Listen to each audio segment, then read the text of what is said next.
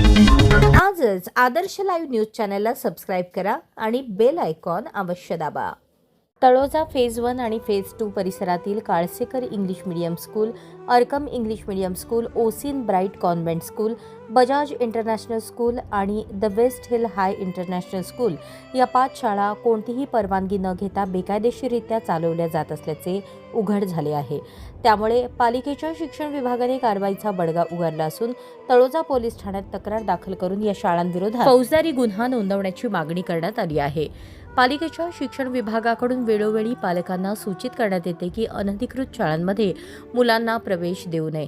तरी देखील काही पालक या सूचनांकडे दुर्लक्ष करून आपल्या पाल्यांना अशा शाळांमध्ये प्रवेश देतात, ज्यामुळे त्यांच्या शैक्षणिक भवितव्यावर गंभीर परिणाम होऊ शकतो. शिक्षणाधिकारी रमेश चव्हाण आणि त्यांच्या सहकाऱ्यांनी तळोजातील शाळांची पाहणी केली असता वरील 5 शाळा विनापरवाना सुरू असल्याचे आढळले. त्याबाबतची माहिती आयुक्त मंगेश चितळे यांना देण्यात आली.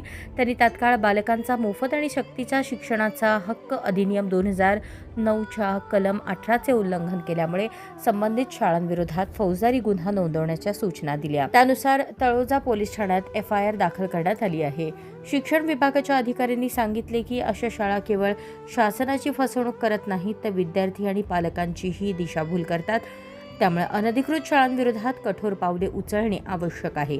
पालकांनी आपल्या मुलांच्या भवितव्यासाठी केवळ मान्यताप्राप्त आणि अधिकृत शाळांचीच निवड करावी असे आवाहनही करण्यात आले आहे. तुमचा प्रत्येक इव्हेंट आता थेट लाईव्ह YouTube आणि फेसबुकवर आदर्श लाईव्ह न्यूजला संपर्क करा आणि तुमचा कार्यक्रम पोहोचवा हजारो लोकांपर्यंत.